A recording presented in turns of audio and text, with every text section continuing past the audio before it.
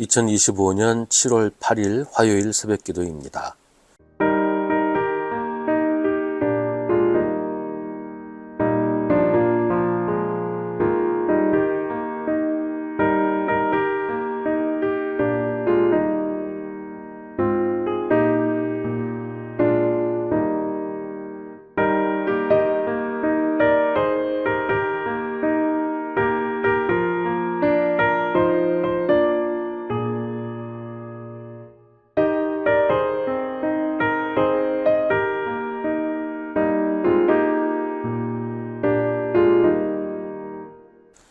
누가복음 5장 12절부터 26절입니다.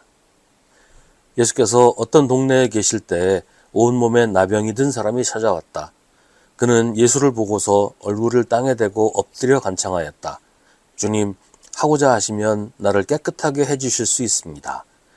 예수께서 손을 내밀어서 그에게 대시고 그렇게 해주마, 깨끗하게 되어라 하고 말씀하시니 곧 나병이 그에게서 떠나갔다. 예수께서 그 사람에게 아무에게도 말하지 말라고 명하시고 이렇게 말씀하셨다. 가서 제사장에게 내 몸을 보이고 내가 깨끗하게 된 것에 대하여 모세가 명한 대로 예물을 드려서 사람들에게 증거로 삼아라. 그러나 예수의 소문이 더욱더 퍼지니 큰 무리가 그의 말씀도 듣고 또 자기들의 병도 고치고자 하여 모여들었다. 그러나 예수께서는 외딴 데로 물러가서 기도하셨다. 어느 날 예수께서 가르치시는데 갈릴리 및 유대의 모든 마을과 예루살렘에서 온 바리새파 사람들과 율법 교사들이 둘러앉아 있었다. 주님의 능력이 함께 하심으로 예수께서는 병을 고치셨다. 그런데 사람들이 중풍병에 걸린 사람을 침상에 눕힌 채로 데려와서는 안으로 들여서 예수 앞에 놓으려고 하였다. 그러나 무리 때문에 그를 안으로 들여놓을 길이 없어서 지붕으로 올라가서 기와를 벗겨 그 자리를 뚫고 그 병자를 침상에 누인 채 무리 한가운데로 예수 앞에 달아내렸다. 예수께서 그들의 믿음을 보시고 말씀하셨다. 이 사람아, 네 죄가 용서받았다. 그래서 율법학자들과 바리새파 사람들이 말하기를 하나님을 모독하는 말을 하다니 이 사람은 누구인가? 하나님 한 분밖에 누가 죄를 용서할 수 있는가 하면서 의아하게 생각하기 시작하였다. 예수께서는 그들의 생각을 알아채시고 말씀하셨다. 어찌하여 너희는 마음속으로 의아하게 생각하느냐? 네 죄가 용서받았다 하고 말하는 것과 일어나서 걸어가거라 하고 말하는 것 가운데서 어느 쪽이 더 말하기가 쉬우냐? 그러나 너희는 인자가 땅에서 죄를 용서하는 권세를 가지고 있음을 알아야 한다. 그리고 예수께서 중풍병 환자에게 말씀하셨다. 내가 너희에게 말한다. 일어나서 네 침상을 치워들고 네 집으로 가거라. 그러자 곧 그는 사람들 앞에서 일어나 자기가 누웠던 침상을 거두어 들고 하나님을 찬양하면서 집으로 갔다. 사람들은 모두 놀라서 하나님을 찬양하였으며 두려움에 차서 말하였다. 우리는 오늘 신기한 일을 보았다. 아멘. 지금도 한센병은 사람들이 혐오하는 질병입니다. 많은 사람들이 오해하는 것이 한센병은 유전한다는 것이에요. 그래서 부모가 한센병 환자면 그 아이들도 당연히 한센병 보균자일 것이다. 그래서 옛날에는 그런 아이들 학교도 못 다니게 했던 적이 있었어요. 하지만 한센병은 유전자 질환도 아니고 태아에게 전염되지도 않습니다. 또 지금은 한센병을 아주 간단하게 치료할 수 있다고 합니다. 그러니 더 이상 두려운 병도 아니게 되었습니다. 하지만 이건 최근의 일이고 옛날에 아직 의술도 발달하지 않고 치료법도 나오지 않았을 때는 한센병은 불치병으로 여겨졌고 또 한센병에 걸리면 피부가 괴사하고 부패하기 때문에 보기가 좀 흉하잖아요. 그래서 마을에서 추방당해서 한센병 환자들끼리 모여 살아야 했습니다. 그런 이유로 한센병은 저주받은 병, 하나님이 저주하신 병이라고 믿었던 시절이 있었습니다. 예수님 시대에도 그랬죠. 한센병 환자는 일반인들과 접촉할 수 없었습니다. 하지만 사실 누구보다 절실하고 간절한 사람은 그들이었습니다. 저주받은 삶에서 벗어나고 싶은 안타까운 소원이 있었습니다. 예수께서 어떤 동네에 계실 때 온몸에 나병이 든 사람이 찾아왔습니다. 이건 문제가 될 일이었어요. 한센병 환자는 동네에 들어오면 안 됐거든요. 하지만 그의 절박함, 그의 간절함이 그를 예수님에게로 이끌었습니다. 그는 예수님을 보고서 얼굴을 땅에 대고 엎드려 간청합니다. 주님, 하고자 하시면 나를 깨끗하게 해주실 수 있습니다. 이 사람의 말을 주목할 필요가 있어요. 그는 무턱대고 고쳐달라고 매달리거나 때를 쓰지 않습니다. 혹은 할 수 있으면 한번 해달라고 하지도 않았어요. 그는 주님께서 하고자 하시면 자기를 고쳐줄 수 있다고 믿었습니다. 그런데 주님께서 하고자 하시면 이라고 말합니다. 주도권이 예수님에게 있다는 고백입니다. 이와 비교되는 것이 귀신 들린 아이의 아버지의 믿음이었어요. 그는 예수님에게 아들에게서 귀신을 쫓아내달라고 부탁하면서 하실 수 있으면 우리를 불쌍히 여기시고 도와주십시오 라고 말합니다. 이 아버지는 예수님이 할 수 있는지 없는지를 확신하지 못하겠다고 하는 거예요. 그래서 하실 수 있으면 이라고 말하고 있어요. 그때 예수님은 할 수 있으면이 무슨 말이냐? 믿는 사람에게는 모든 일이 가능하다라고 하십니다. 오늘 한센병 환자는 예수님이 하실 수 있다고 믿으면서 그러나 하시든지 하지 않으시든지 그건 온전히 주님의 결정, 주님의 선택, 주님의 마음이라고 말하는 거예요. 내가 요구하면 무조건 하시는 것이 아니라는 걸 알았어요. 전적으로 주님께 의존하는 믿음입니다. 이것이 우리에게도 필요한 믿음입니다. 오늘 두 번째 이야기는 중풍병 환자를 고치신 이야기입니다.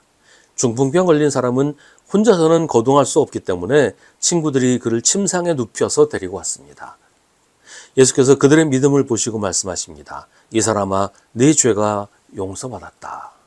그런데 이 말씀을 들은 율법학자들과 바리새파 사람들은 충격을 받았습니다. 예수님이 하나님을 모독했다는 거예요. 왜냐하면 죄를 용서할 수 있는 권한은 오직 하나님께만 있는데 사람인 예수님이 감히 다른 사람의 죄를 용서한다고 말했으니 말입니다.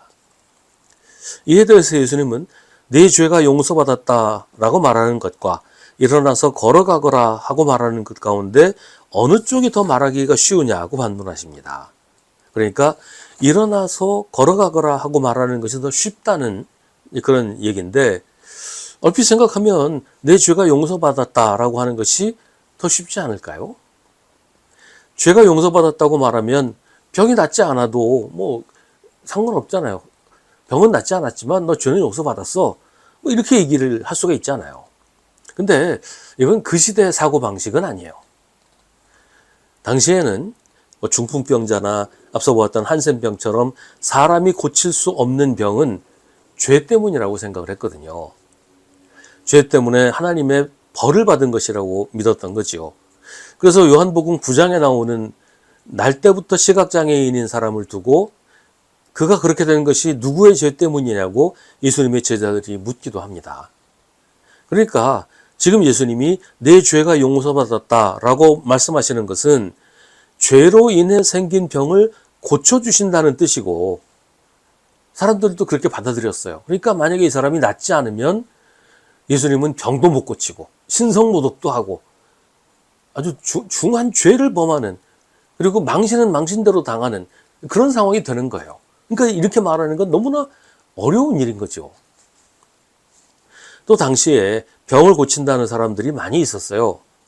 하나님의 능력으로 하는 사람도 있었겠지만 마술사나 뭐 우상의 사제 같은 사람들도 병을 고친다고 했거든요. 예수님은 나는 그런 사람들과 같지 않다라고 말씀하시는 거예요. 예수님은 눈속임하는 사람이 아니라 하나님의 아들 그리스도이시기 때문에 너희는 인자가 땅에서 죄를 용서하는 권세를 가지고 있음을 알아야 한다라고 스스로 자신이 누구인지를 밝히십니다. 물론 사람들은 이 말을 듣고 예수님이 하나님의 아들 그리스도라고 생각하지는 않았을 겁니다. 예수님 말씀대로 중풍병자는 자리에서 일어나 자기가 누웠던 침상을 거두어 들고 하나님을 찬양하면서 집으로 갑니다. 예수님의 말씀에 그의 죄가 용서받은 것입니다. 그리고 그 사실을 모두가 알게 되었습니다. 중풍병자가 다른 사람보다 죄를 더 많이 지어서 하나님께 벌을 받은 것일까요? 뭐 그건 알 수 없어요. 그러나 예수님의 말씀이 그걸 지적하려는 의도는 아니었을 겁니다. 그렇다면 예수님은 먼저 회개하라고 하시지 않았을까요? 아마도 예수님의 의도는 이런 것이었을 것 같아요. 이 사람이 중풍병에 걸리고 나서는 만나는 사람마다 이 사람에게 한 말이 네가 죄를 지어서 이렇게 된 거야. 네가 나쁜 일을 했으니까 이렇지. 하나님이 아무 이유 없이 너한테 이런 벌을 주실 리 없잖아. 늘 들은 말이 그거였어요. 너는 죄인이야. 너는 나쁜 놈이야. 이런 말을 계속 들어왔던 거예요. 욥에게 친구라는 자들이 와서 한 말 바로 그거였잖아요. 네가 죄를 지었으니까 하나님께 벌을 받는 거야. 라고 말을 했단 말이죠. 이 중풍병자는 자기가 지금 병에 걸린 것도 죽을 지경인데 만나는 사람마다 그런 식으로 너 죄인이야, 너 잘못했으니까 하나님께 벌 받은 거야 라고 말을 하니까 뭐 한편으로는 억울하고 속상하기도 했겠지만 점차 스스로도 그걸 받아들일 수밖에 없었을 거예요. 아, 난 죄인이구나, 난 나쁜 놈이구나, 하나님이 나를 버리셨구나, 이렇게 생각을 하게 되지 않았겠냔 말이야. 맨날 듣는 말이 그 얘기니까요. 이 모든 게 내 탓이다, 내 잘못이다, 내 죄 때문이다, 이런 죄책감에 사로잡혀서 시달리던 사람이 예수님을 만났어요. 근데 예수님은 이 사람에게 이거 너 죄 때문 아니다. 죄 때문이라고 생각하지 마라. 죄에서 풀려나라 라고 말씀하시는 거예요. 죄책감에서 단번에 해방시키신 거죠. 너의 죄가 용서받았다. 이건 하나님이 너에게 벌을 주신 게 아니다.